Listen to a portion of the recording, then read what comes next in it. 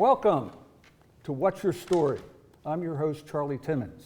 Every week, I bring you guests who are genuine, authentic, and are going to share insights and practical information that you can put to use in your business or personal life immediately. Today is no different. My guest today is Dr. Laura Sicola. She is the founder of Vocal Impact Productions and author of his new book, Speaking to Influence. We're going to learn a lot about this today. It deals with a particular issue that a lot of people in business and personal life have. How do I establish my presence to be listened to and heard? Laura, welcome to the show. Thanks so much for having me, Charlie. It's great to be here. If I were to interview several of your clients, I'm going to ask them this question. What does Laura do for you? Let's start with that. Sure. The easy answer is Laura helps me to be heard. She helps me get through. She helps me get to yes. Because that's where we all get stuck. We don't have the influence that we need. We're not able to take all that knowledge that we have and express it in a way that makes other people say, oh, right, yes, let's do that. When you can have that kind of influence, that's where you get bigger and better results.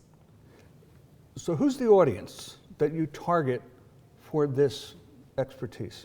Typically, it's either business owners, executives, or aspiring leaders who realize that if they're going to take their careers, take their businesses to the next level, it's not enough to have just the technical expertise, that they really need to be able to have the communication skills to get the right people on board. They can't just be the brains behind the operation. They have to be the face and the voice in front of it. So maybe they want to be on stage, be on camera. They want to be able to do more work with giving webinars or giving conference presentations. Even just in the meetings or on the phone, they have to be able to communicate their message in a way that's going to get the buy-in they need from key stakeholders to get that yes.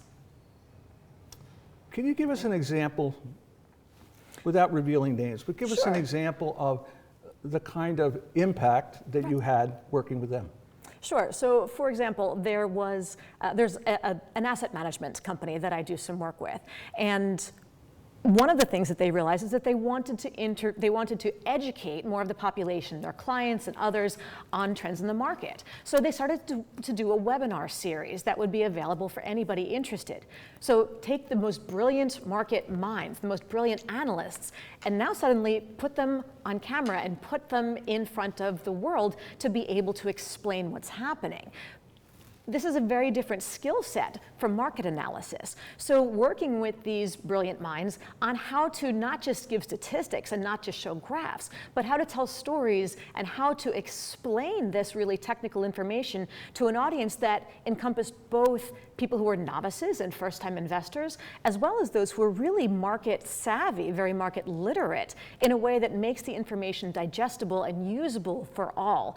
And not just so that it's useful, but that it makes people want to tune in. Because a webinar is something that's completely voluntary. Nobody has to tune in. That's true. So you got to get them there, and then you got about 10 seconds to convince people that they want to stay tuned in and not just click off or multitask, and which means sort of leave you on as a droning voice in the back while they go and check their email or do something else. How do you keep them engaged? Having that charisma is what we really worked on, to put the whole package together, to draw people in and keep them there. And they saw their numbers just exponentially increase. My question was, what was the outcome?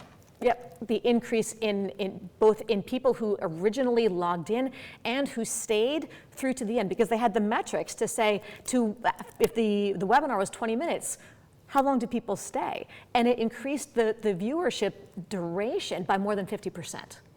At QVC, they are able to measure how many people are clicking and listening, yes, and they'll cut a segment off if they don't think they can sell anything. So it's the same type of thing. It has to engage, to get people involved in doing this. So you're not alone in this world of communication, of trying to help people become more effective in their communication. So what is different about your approach versus the other ones that are in the market?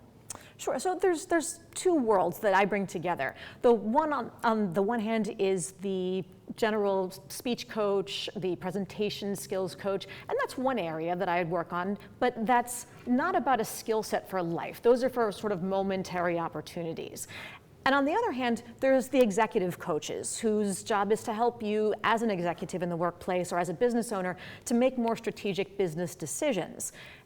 I'm not going to help you make those business decisions, but my coaching is executive communications coaching. So once you've made those decisions, then you're going to come to me and I'm going to help you message those in a way that's going to get the buy-in. It's going to work with you on your executive presence. It's going to work with you on your camera skills. It's going to work with you on your presentation skills.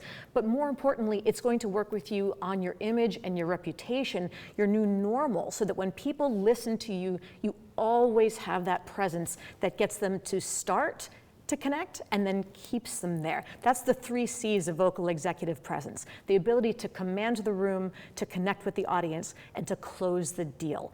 And that's where I bring people their real power and influence. How long have you been doing this? I rebranded my company as Vocal Impact Productions about 6 years ago, and that's where we really started focusing on leadership communication as an art form and a science. So help the audience understand your journey, how you got to this particular point. There were a couple of pivotal changes along the way. I started out, I came to Philadelphia to do my PhD at the University of Pennsylvania with the intent of being a professor. I thought I was going to go the academic route. And 2 things happened along the way. The first was that I went on the job market and I realized exactly how ugly the tenure track position job market was. There are few and far between as far as the opportunities, hundreds, literally hundreds of people applying for every job, and they're all pretty highly qualified candidates. And frankly, the salaries in the social sciences for professors are pretty awful. And I was never motivated by money, but my mantra after a while became, I was never motivated by money until you told me I couldn't have any. It's a very easy shift. So that was a bit dissuasive. And then 2 things happened. One was that I was sitting at a wedding reception, and I happened to be sitting, just like I'm sitting next to you, next to somebody who was the head of government programs at IBM at the time. We just started chatting and he asked me about my work, and a lot of it was about intercultural communications at the time. And he said, you know, I've always had an interest in that, being head of government affairs, which is very globally oriented. He said, but I never had, while I had the instinct, I never had the stats, the data to back it up. Would you be interested in coming to IBM and doing a program for my global leadership team? And you said? And I said, yes. Well, there's a little part in the back of my head that goes, can you do this? You're not a consultant, you're not a business person. The other part of me went, sure, I can do that. And lo and behold, I had my first consulting job. Of course, I went back home at the end of the day and I said, oh my God, what did I just agree to do? Right. How do I do this? But you figure it out. You know, when someone says to you, and this is Entrepreneurship 101, somebody says, hey, I'd like to pay you to do this, unless you're kind of stupid, you figure out a way to do it. So that was my taste of entrepreneurship, and I loved it. It was creative, lucrative, challenging, all the stuff that I loved. So I started doing consulting in that world, in the intercultural piece, and then a few years later, I read Lean In. Have you read that book? No, Are you familiar Sheryl with Sandberg. it? Sheryl Sandberg, exactly, COO of Facebook. And I was, because my world was education, linguistics, and now entrepreneurship, it was pretty female dominant, or at least there was not the gender gap that I experienced as she described it. So in a lot of the networking events that I'd go to, I started straw polling women and asking them, have you read this? And did you have an experience like hers? What did you think? And it was very clear very quickly that I was the odd woman out, as the case may be, where everybody else had experienced something that she had described. Now, because my research was originally in communication and speech and voice, I said, well, do you think there might be some sort of interest in a workshop like vocal empowerment for women? And the response was overwhelming. Oh, wow. I sort of expected the generic platitudes of, oh yeah, good luck with that, sounds good. And instead they went, wait, you're gonna hold a workshop on that? Where? Do I buy a ticket? How much? How do I do it? So I held the first workshop just to see what it would be like. Had almost 100 women joining at the Chamber of Commerce. I didn't know almost any of them, have no idea how they heard that I was doing it, but clearly there was a need and a desire for it. And it took me about 6 weeks to rebrand. That's how Vocal Impact Productions was born. Of course, now I work with men and women of all different levels, and it never looked back. It's been great. What I like about your story, about yourself, is that you motivated a gentleman that you didn't know. You literally role-played exactly what you teach people to do. You convinced him, just through a short conversation, that you have what he needed, and he felt comfortable that you could deliver it. That's very gratifying. It was. It was scary at the time because I really didn't think about it in those terms or in those contexts. But the beauty is when you are authentic in your leadership and confident in your expression of your knowledge and your understandings, people will see where what you have to offer is relevant to them, how it matters. And that's when they'll invite you into their world. And that's the best kind of influence possible, as you well know. When people ask you to do something for them, you don't need to sell. That's correct. They're looking for someone to help them, and you've done that.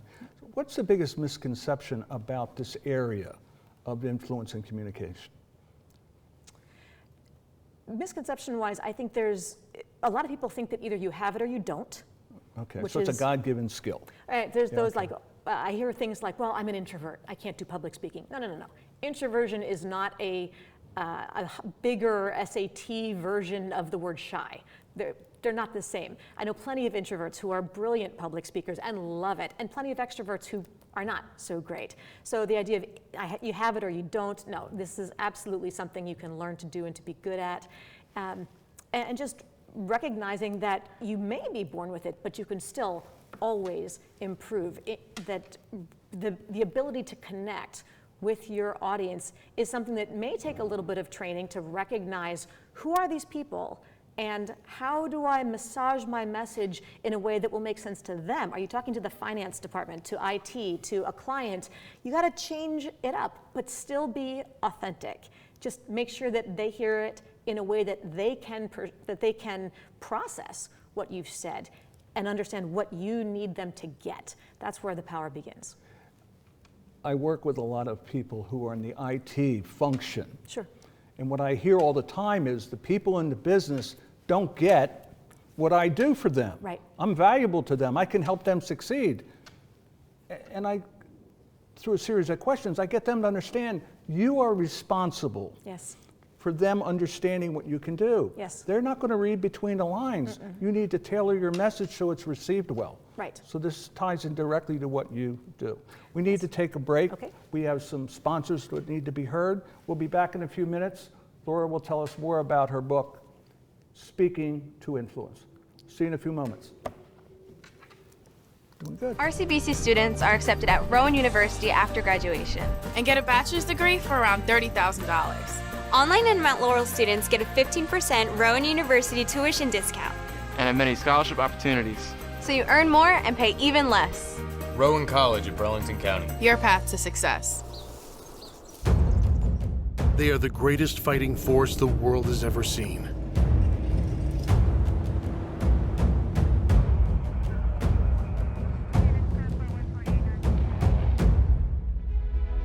But what does it take to strengthen our service members? What does it take to let them know that we stand behind them, wherever they are? What does it take to bridge the distance and keep them connected to family, home, and country? And what does it take to prepare them for their future when their service to the nation is complete? What does it take to strengthen our service members so they can be the greatest force for good in the world? It takes a force. Be a force behind the forces. Share a message today at force.uso.org. I want to be a contender. I want a warm belly to sleep on. A big house. How do I look? Do I look good? I want to play hard. My nails done once a month. I want a home. I just want a home. I want someone to love. Last year, more than 30,000 companion animals came to us without homes. 20,000 of them were felines. Let's make some homes together.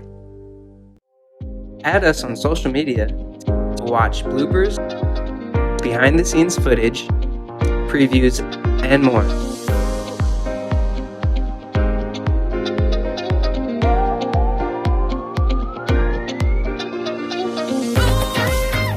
Choosing Medicare coverage can be a very confusing and complicated process.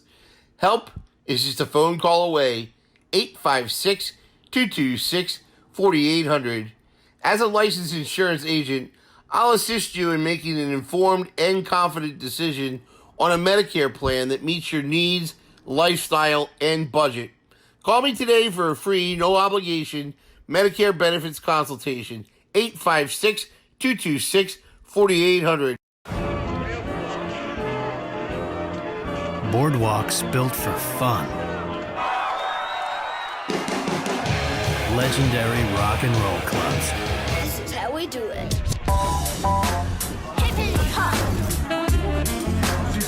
Casinos by the ocean. Now that's New Jersey. 130 miles of beautiful beaches.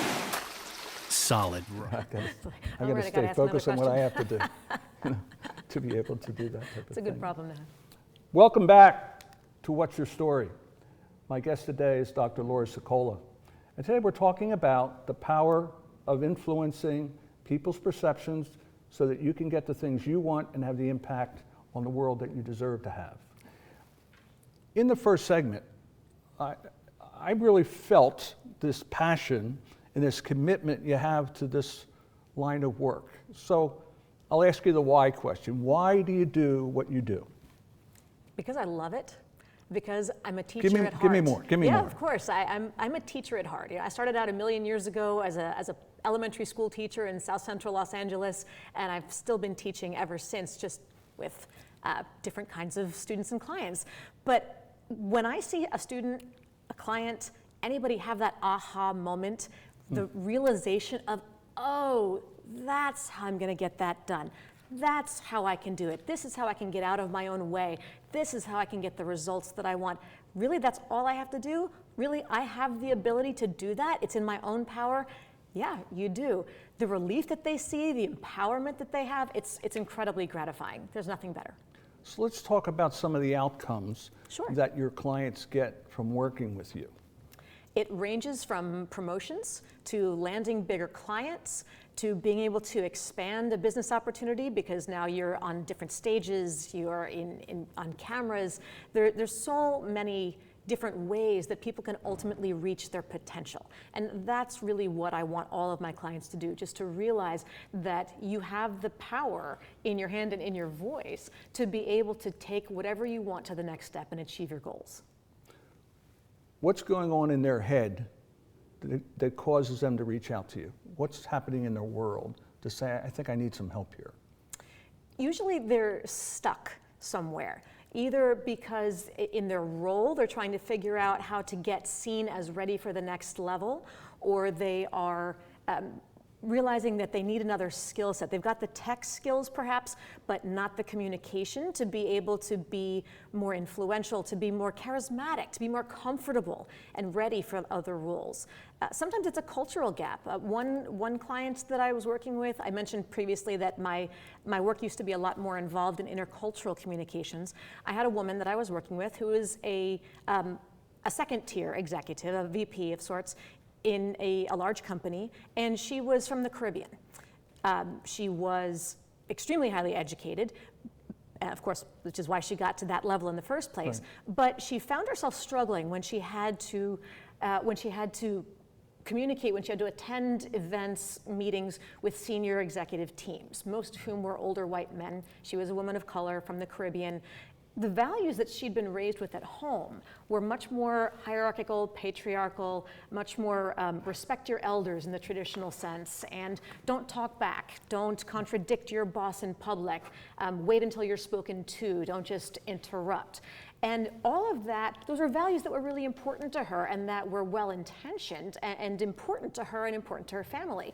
But they didn't translate so well to the corporate environment, where your job at that point is often to interrupt, to contradict, to throw up possible roadblocks and to challenge people, to assert yourself in many ways that felt very counterintuitive to her. So she was really holding back and not coming across as the authority, as the leader that they needed her to be. So in talking and trying to figure out how to make this all work together, I didn't at all want to tell her, well, you have to forget your old culture and just adopt the American corporate way, because then that wouldn't be authentic. What was most important was that we figured out a way for her to redefine the concept of respect. How can you respect your elders and your bosses and those who outrank you in a way that still does the job that they pay you to do? And once we figured out how she could reconcile those two worlds and still feel like she was being true to herself, but projecting the leadership, the authority, the skill that she really did possess, she was so much more confident and able to just show up and show that she belonged at that seat in the table that they had given her in the first place. And it was a whole different world. She had earned it, but maybe didn't believe she earned it. Yeah, she was still afraid that she wasn't allowed to really take advantage of all that that seat encompassed.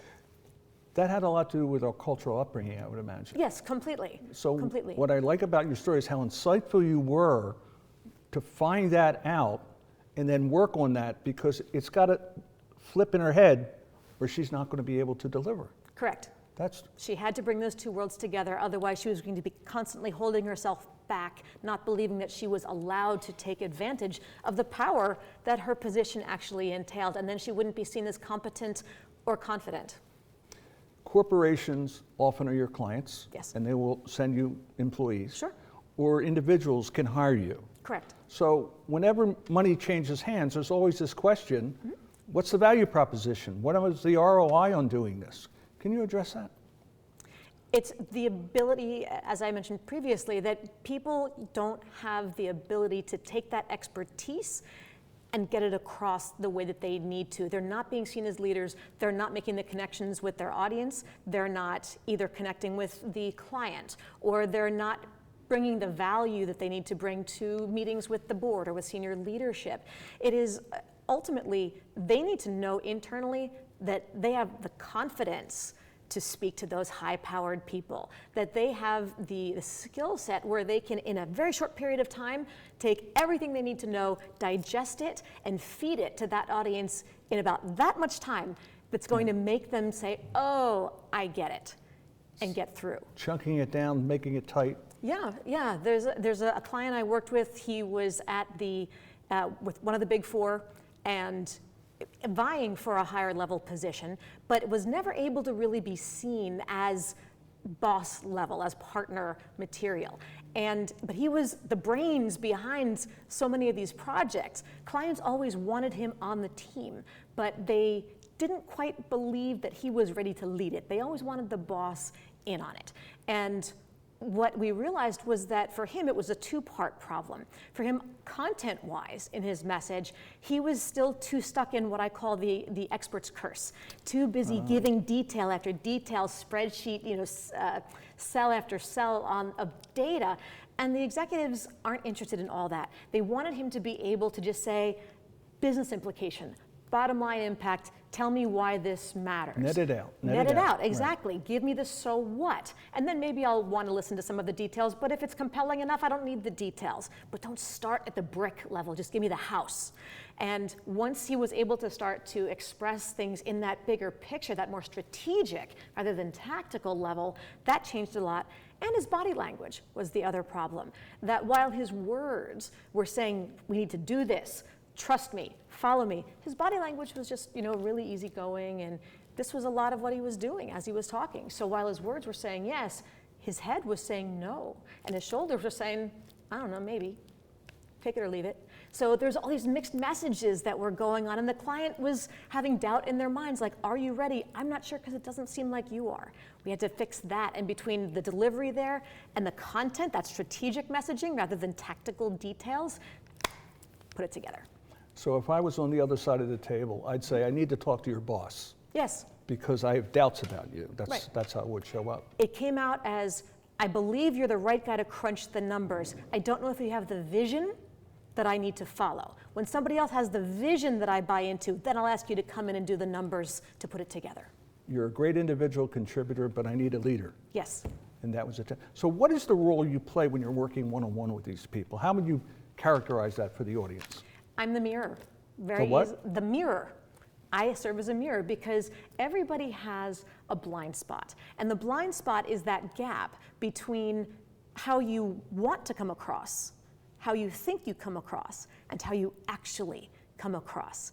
And if you've ever had those moments where you see yourself on camera, maybe somebody took a little cell phone video of you, and 30 seconds later you watch the video and you go, oh my God, that sounded so much better in my head. Or what was I doing with my face? Or who let me out of the house wearing that outfit? You know, all those little moments, and it's like, well, you were there when you said it. You were there when you put the outfit on. You were there when you did all these things. Why are you surprised at what you now see?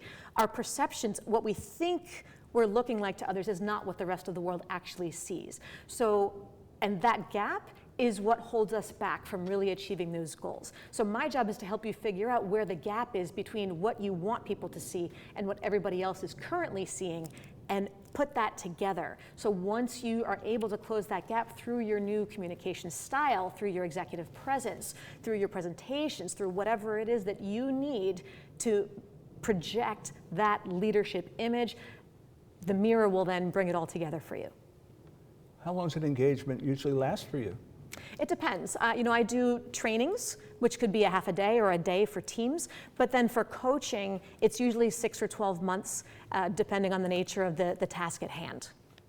Sometimes it takes that long to transform the person to really develop their own voice in ways that accomplish what they set out to do. Sure, and a lot of times we start with a particular goal as far as what we want them to achieve, as far as confidence, as far as image is concerned, and as we're working together, we start to uncover additional things, and you realize, oh, I want that too, I want that too, I want that goal, this change, this image. So as that starts to unravel itself and we dig a little deeper, then we figure out what the big picture is that's going to really create the new image that you want. Talk a little bit about the reception to your book. How long has it been out, and what kind of feedback have you been getting? It's been terrific. It's been terrific. We've had, it's been out for 2 months now, and my first launch event was about a month ago, and we had a whole room full of people, tables that had been purchased by different corporations, from Boeing and Comcast and amazing organizations, banks, just bringing tons of people together to do trainings based on the book. There's such a demand for it, and I've been on all sorts of podcasts, TV shows like this. It's just something the world is really hungry for. So is that what the next year is going to look like? I hope so. That's the goal. You're going to have a pretty full calendar, so far, to speak. So far. So what 3 words would you use to describe your practice? 3 words. I know I'm putting you on the spot. But yeah, you know, I'm going to bring it back to my 3 C's of vocal executive presence. My goal is to teach all of my clients to command the room, connect with the audience, and close the deal. That's what it's all about. What's the future hold for you? Where do you see this thing going? You know, I would love to be the next Tony Robbins on stage in a stadium. Well, you already have a TED Talk, don't you?